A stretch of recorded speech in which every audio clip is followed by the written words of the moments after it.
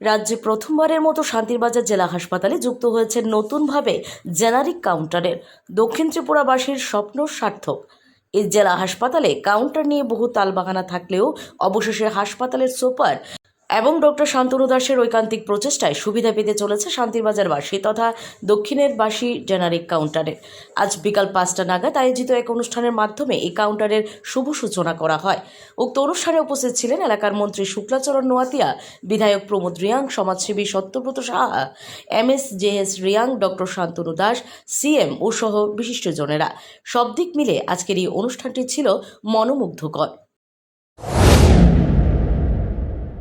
যে ত্রিপুরা রাজ্যে প্রথম একটা হাসপাতাল যেখানে এমন একটা সেন্টার হয়েছে। এখন আপনারা প্রশ্ন করতে পারেন সেন্টারের প্রয়োজন কি? আগে তো একটা সেন্টার ছিল। আমরা যারা ডিস্ট্রিক্ট হসপিটালের সাথে পরিচিত আমরা তো জানি আগে একটা সেন্টার ছিল না এখানে, জনআরোগ্য সেন্টার। প্রশ্ন হতে পারে না একটা সেন্টার আছে আপনারা আরেকটা কেন খুলেছেন? অত্যন্ত দুঃখের সাথে জানাচ্ছি এই সেন্টারে ওষুধ থাকে না। ওষুধ থাকে না, এটা আমি অত্যন্ত দায়িত্ব সহকারে বলছি। যেহেতু ওষুধ থাকে না, ওষুধ পাওয়া যায় না।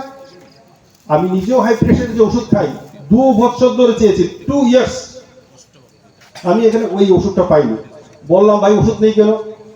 তো ওষুধ বোধহয় সবাই জিরো পেমেন্ট, 2200, 2300 টাকা, 2400 টাকা এখানে এখানে ডায়াগনোসিস করা হয়। আর বাইরে যদি করে 2500, 2700 টাকা লাগবে। আমাদের এখানে কোনো টাকা লাগে না।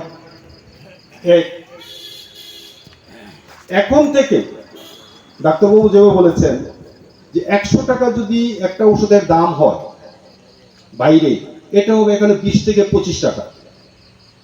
এই যে আমরা সাধারণ মানুষকে, আমার বক্তৃতার শুরুতে আমি বলেছি এই যে 95% মানুষকে সমাজে আমরা যে রিলিফ দিতে পেরেছি বা রিলিফ দিতে পারবো, এটি মনে করি আমাদের প্রশাসনের বলেন, রাজনীতি বলেন বা সমাজের সাথে সমাজের উন্নতির জন্য যেসব কাজ করা হয়, এটা হচ্ছে সবচেয়ে বড় কাজ।